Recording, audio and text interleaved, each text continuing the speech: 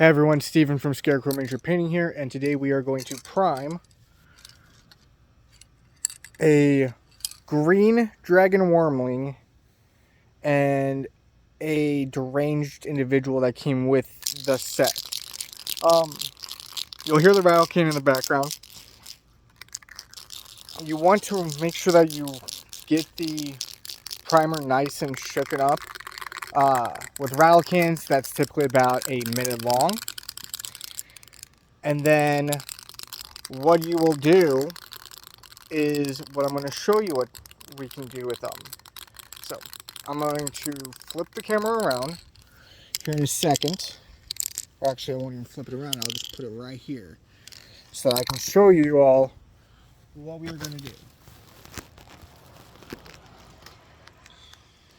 So I know you can't see me right now. I'm right here. And what we are just going to do is we're going to take our lid off. I'm going to take my figure here and always use something to protect your miniatures or to protect your grass or whatever if you're doing outside. What I'm going to do is I'm just going to evenly coat this in black first. So a lot of you might be wondering, why am I doing black first? Since I said we're going to do black first. Well, we're going to use a white primer after, and we're going to do what's called a Zenithal highlight. So for those of you that are not familiar with the effect, a Zenithal highlight is where you take your miniature, you prime it in black, you let it dry, just get right there real quick. So, as I was saying, you prime it in black, you let it dry, and then you prime it in white. So we're going to let that dry for a little bit. Now, let's talk about priming in general. When you're priming your miniatures, you want to do it outside in a well-ventilated area or in a ventilation box. You can get them on Amazon for roughly $150 on average. And then what you want to do is when you're doing the priming, you want to let it dry first of all, but you want to make sure that it's not too humid.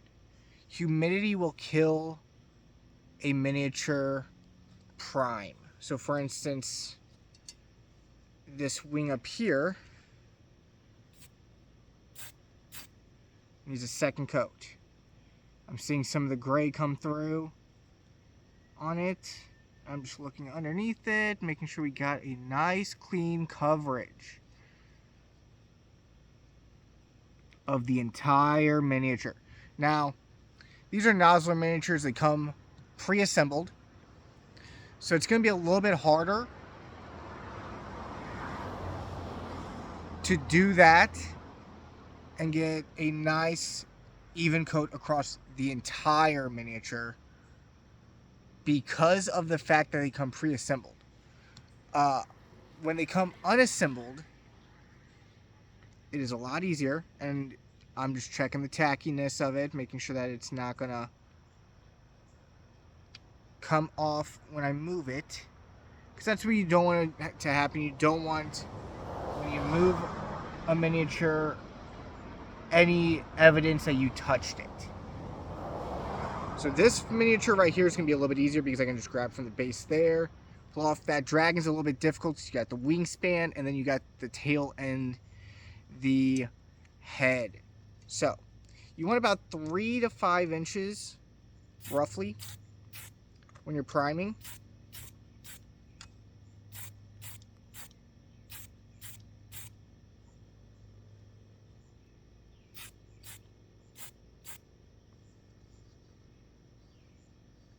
Because what you're trying to do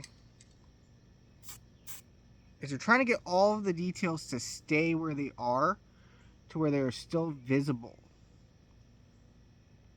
So I'm just going to take this.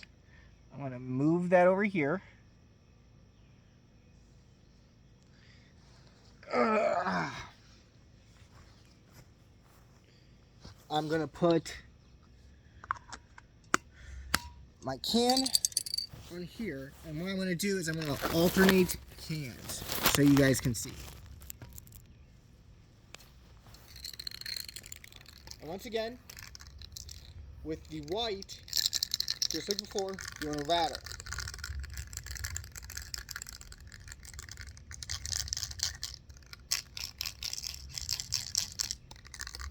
For about a minute.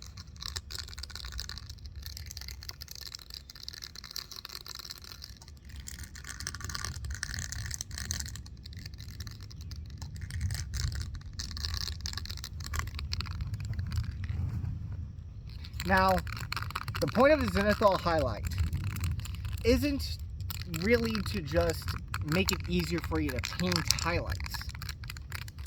It does that, but it also gives a natural gradient to your colors. When you're thinning down the colors, a red is going to show up darker on the white, or darker on the red, darker on the black than it will the white.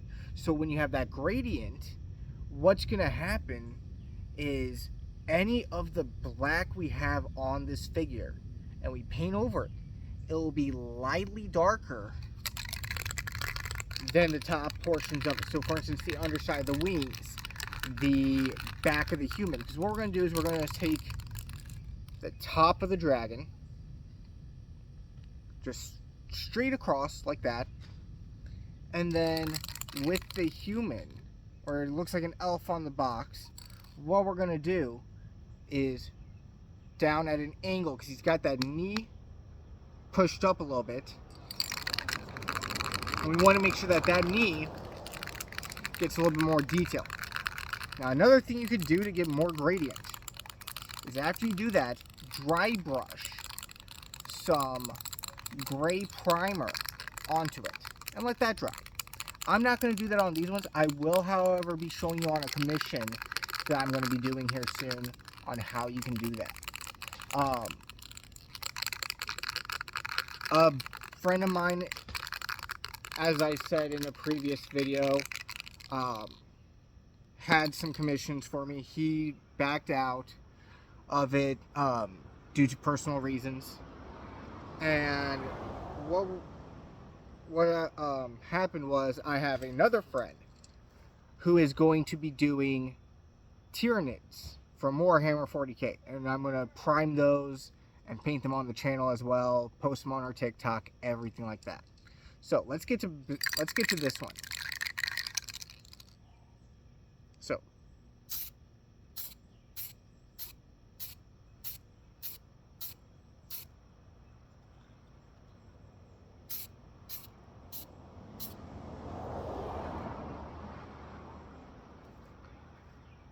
that's going to leave a nice gradient. As you can see, we have the underside as black, and I'm going to actually take that up a notch and do that side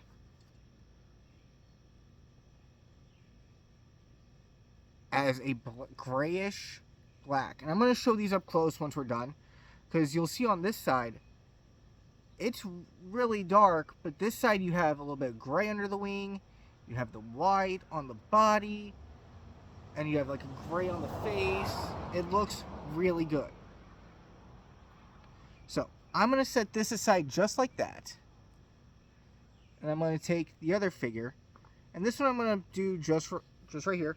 I'm going to angle it to about right there.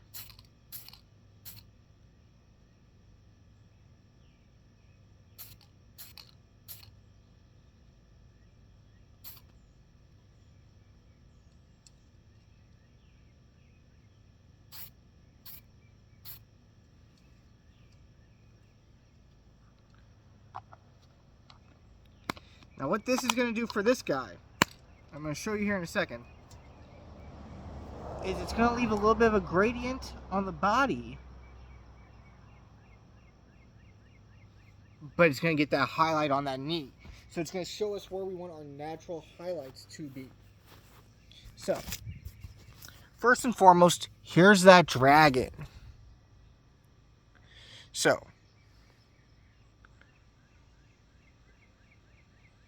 it's hard to do with the trees in the way. There we go. So there's the dragon. As you can see, the top of the wings are white as can be. Some of the scales on the back are, but then you have the side. That side is pretty bright. However, this side is dark. So when we get that transition over to the side on that green, it's going to show up on that. And that's what I really love about Zenithal highlighting. Now, let's look at our human. So, once again, it's not going to focus. Sorry about that, everyone. So you see that knee's popping out, and it's got it on there.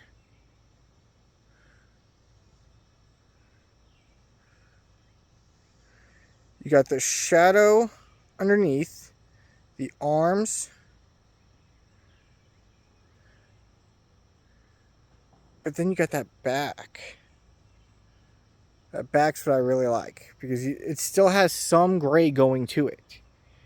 It has a natural gradient on it. And that's the whole point of Zenithal highlighting, everyone, is you want that natural gradient to pop. So, there's two ways you can go about these now. You can do them in a wash and make those details pop even more. Or you can paint it right away. With these two, I don't know. I think we might leave them how they are because I want them to be pretty vibrant. And then on the Tyranids that we are going to be doing, we will definitely do a wash on maybe one of them. I have not decided. My friend has given me complete range over them. So what I'm doing now is I'm just putting these up for future use. So tomorrow, when we start painting, we might start painting them tonight. I might want to just get a base coat done. We will have to wait and see how fast they dry. But that's pretty much Zenithal highlighting in a nutshell. You use black, you can use a gray primer, and then you use a white primer. And it doesn't just have to be black and gray and white. It can be any color you guys want. If you guys want to use a orange for the high tone, for the highlight, and a blue for the mid-tone, use a blue for the mid-tone, use an orange for the highlight. It's whatever you want it to be.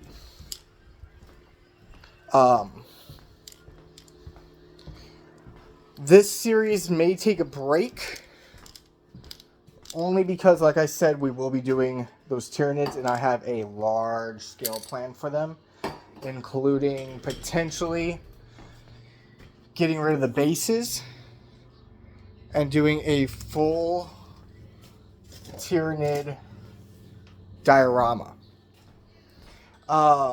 With that being said and done, hope you all had a great day. Let me show you how to clean yourself if you do get primer on you, because that's a very important topic as well. Because you're going to eventually get primer on you, and not everybody's going to know how to do it. So, first and foremost, I apologize for the messy bathroom if you can see it. What we're going to do is take isopropyl alcohol.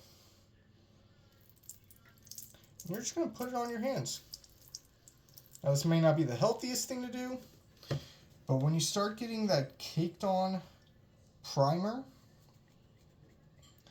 and you start scrubbing it, it comes off super easy.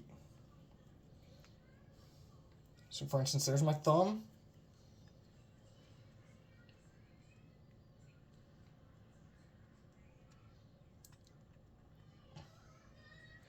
And, oh, sorry, I hear a little scarecrow in the background. He is not having the best of nights. He's not feeling the best. And he didn't sleep well over the weekend at all. And today's Tuesday. So he's slowly making up for it. On his sleep. But then after you do that, with isopropyl alcohol, you're just going to wash your hands pretty good. It's really all you got to do. If you have any questions regarding Zenithal highlighting or my processes in general, feel free to ask. You will notice that this video has an intro and an outro. That is because a excellent Fiverr artist, which bear with me, let me get that name for you.